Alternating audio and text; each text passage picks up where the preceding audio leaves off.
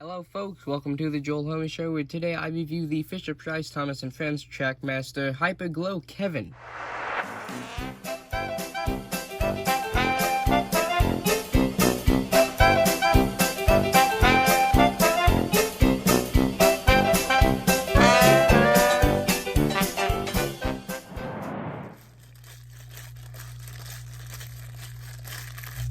Hey, you there! I want to remind everybody that if you end up liking this video, please consider subscribing. It's free, and you can always change your mind. And right now, YouTube says that over 90% of people that watch my videos aren't subscribed, so it would really help, and with that...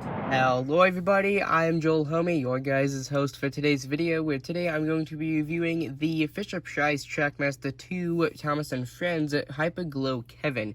Now, today's video will be following similar guidelines to my recent review videos, starting with a box overview, unboxing, taking a look at the contents included, as well as the instructional pamphlet that is included, and then we'll go ahead and do a really quick running session over at my Thomas & Friends Trackmaster 2 Superstation. So let's go ahead and start with a box overview. Of course, starting at the front. So as usual, as you can see in the bottom, we have our age recommendation, a little bit of a plastic see-through look so you can actually see the track as well as Kevin, and then it says Hyperglow Kevin there at the bottom, and then you have the rest of the normal things like labeling that it's a Hyperglow product, and then Thomas & Friends Trackmaster.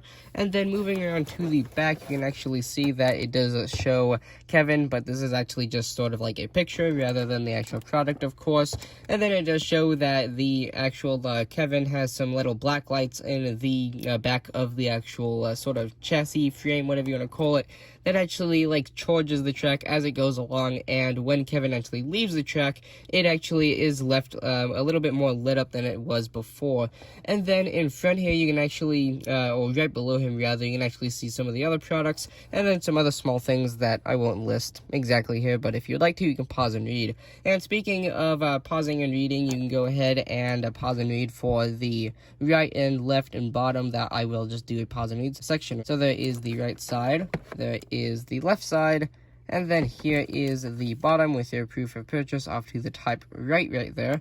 And then to open this, all you need is something short to actually cut the piece of tape that is on either side of the back of the box, which for today's video, I will be using my Ozark Trail multi-purpose tool, of course, with the knife taken out. Now, of course, if you're underage, make sure you get adult supervision to do this. And, well, kids never cut towards yourself. So cutting this open, we can go ahead and actually get it into the box and go ahead and actually take a look at what all we get in this. So I now have the bottom actually opened, and it is quite tough to do this. So there is that instructional pamphlet that we have there. We have 3 bits of the shorter style of glow-in-the-dark track, and now that these tabs are open, you can actually pull this whole entire insert out, and then Kevin will come out along with it, and the whole entire little raised bit of the sort of demonstrated track look there.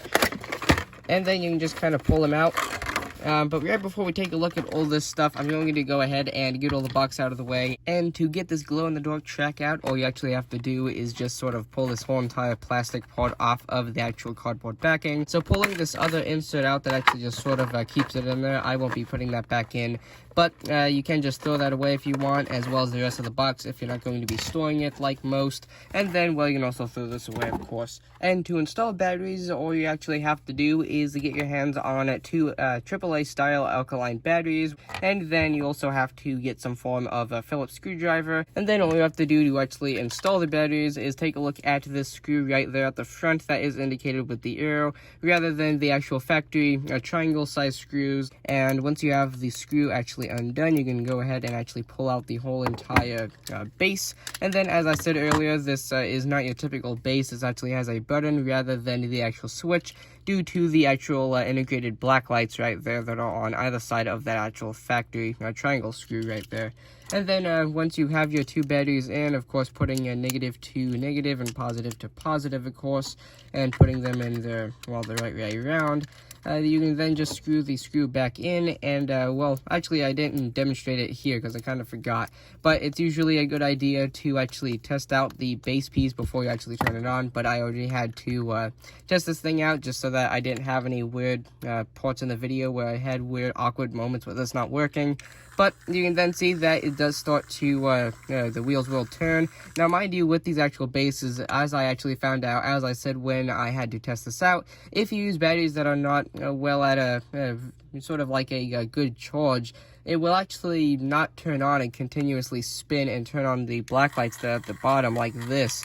It'll actually just sort of move the wheels that much, and then it'll just sort of cut out and the black lights will never turn on. So make sure you do have batteries that are decently charged. They don't have to be brand new, but it's probably a good idea to get ones that have a decent charge. Brand new obviously is quite good.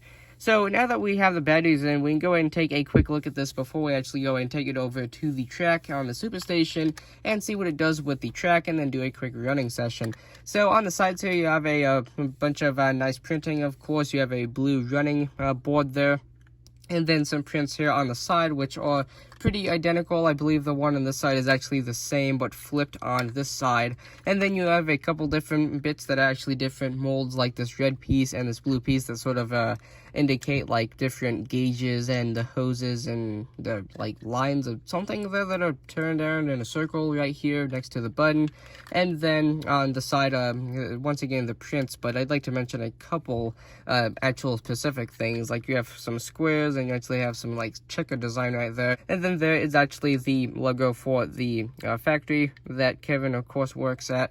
And then there on the front, there is Kevin's face. And then, of course, right above that odd black line, you actually have the little sort of winch crane thing. I'm pretty sure in the actual show he has a winch line, but here it's actually more of like a crane than anything. But it does also have some printing on the side, which is nice to see. And then these pins, this is something that really doesn't matter to you average kid that would be playing with this, but it does actually have metal rods connecting these two, so these won't be breaking anytime soon, unless of course there's some weirdly strong force that actually bends all of this out of place. But anyway, with all that being said, let's go ahead and take this thing over to the Superstation and test out the whole entire glow-in-the-dark feature. So here you are at the Superstation, and as you can see, I have actually not included the 3 pieces of the glow-in-the-dark track due to it actually being too flimsy, and he actually runs over the curves and derails when the actual track is on there. I couldn't really tell you why, but either way, it didn't work when I tried to test it out, so I ended up having to just put the normal Superstation track that I usually have here back. But I will try to actually sort of put this in my hand and sort of cover it a little bit and actually just show you a little bit of the glowing feature, just so that you can actually see that it does indeed glow. So actually hovering him over the track there right in front of the camera, you can see that if he does sit on it for a moment, it does actually glow freely there. But even in the light, you might say that it's just because I am in the light and not in the dark like it's meant to be done. But even in the dark, the glow actually does not last very long, which I think is both a con and a pro in that sort of category, because he does actually give the essence that he's giving off sort of like a trail that fades away rather than actually lasting for a while. For example, in the Trackmaster 1.0 glow-in-the-dark track over the 2.0 track. So I'm going to go ahead and just start the montage with the normal Superstation track here rather than the glow-in-the-dark track. I do apologize for not being able to have this in here, but he'd be derailing every 5 seconds if I had this in here. But anyway, I'm going to go ahead and set him off here. And he's off!